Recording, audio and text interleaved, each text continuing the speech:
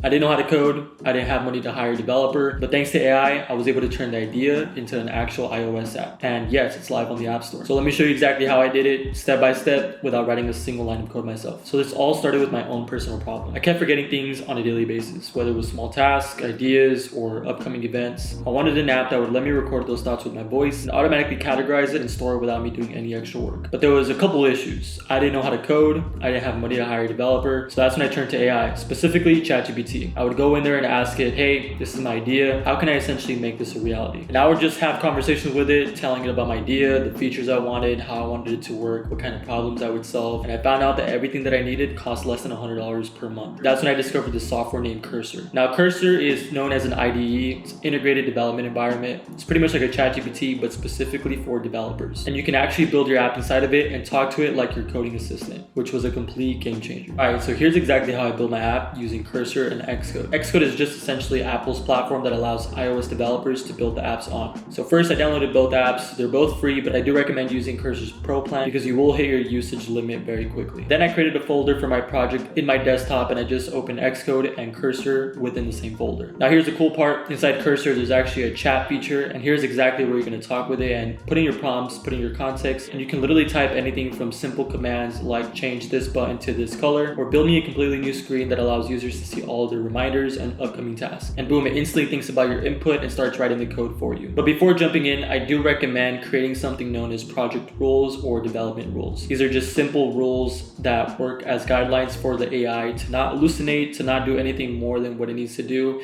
to not introduce a new tech stack that you didn't want to introduce, and to essentially stay within guidelines. Because if you're new to AI tools or you're already experienced, you might know that AI tends to do more than what it's asked for. You should make development rules or project rules and ensure you're giving those rules as context for each prompt that you input. Now you can use ChatGPT to generate these project rules. Just give it the context of your app, what you're looking to build, and how you want the user flow to be. ChatGPT will help you generate the project rules. Then you just copy and paste it from ChatGPT and put it into Cursor. Just make it into a .md file, and then you can use it as context for every single prompt that you enter. And then from there, you pretty much just start chatting with Cursor. You ask it to start generating you the screens that you want, the home page, the functionality. Now, Cursor supports a lot of models such as GPT-4o, Claude, DeepSeek, and various others, but the one that I use the most is Gemini. Gemini just released their latest AI model update, and it seems to be the most intelligent and has a very large context window so it can reference stuff from your code base with ease. If you want to play around with them and see which one generates the best code and the best quality, you can easily just test them out and swap them out within each prompt. But the best part is when you're generating this code, since you open up the same project under the same folder within Xcode and Cursor, whatever you generate within Cursor is going to automatically be pasted into Xcode. So you can go into Xcode, review all your changes and your app functionality live. Now when you hit errors, trust me, you will hit a lot of errors. All you have to do is screenshot the error within the file itself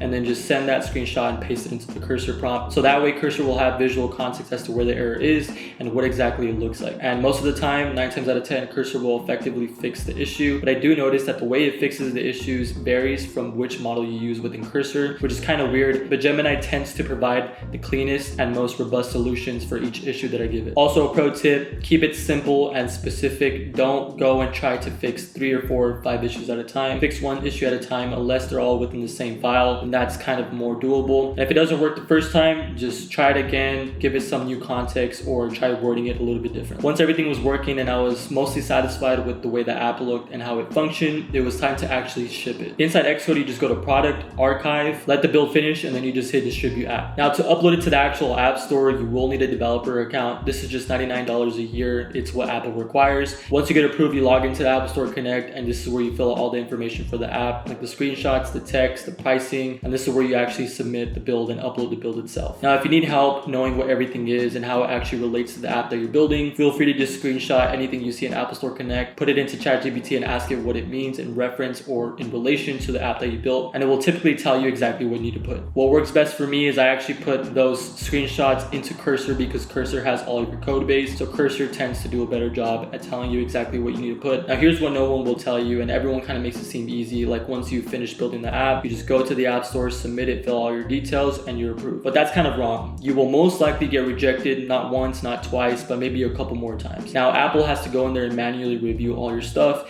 and a lot of times they reject your app and they give you a list of issues to fix. Now for me personally, it took me a couple times, but after the third or fourth time, I was was actually approved and I was able to send my app live to the App Store. Now this whole process used to cost thousands of dollars and you would have to have a whole developer team, or you would have to go to school and actually learn how to code. And now you can build real working iOS apps with zero coding experience in just a few months, under $100. Now Cursor isn't perfect. You will run into a lot of issues, a lot of inconsistencies. It's going to generate a lot of code that isn't really the best sometimes. But the fact that you can do this just by being an average person and not having any experience whatsoever or thousands of dollars to hire a developer team is freaking insane. So if you stick with it and learn how to prompt it better and communicate with it on a daily basis, it's going to become very, very powerful, and you're going to start to build apps way faster and learn from your own experience and learn from your own mistakes. So if you got an idea, stop overthinking, open Cursor and start building. Now if you're on the same journey as me and you're barely starting out, or you're about to start out, or maybe you're already almost done and you have any questions from the ideation to the publication of your iOS app, feel free to just comment down below in the comments or shoot me a DM. My socials are in the description. I'm always willing to help you guys out, and I'm going to make a lot more app related videos, so stick around and we'll catch y'all next time.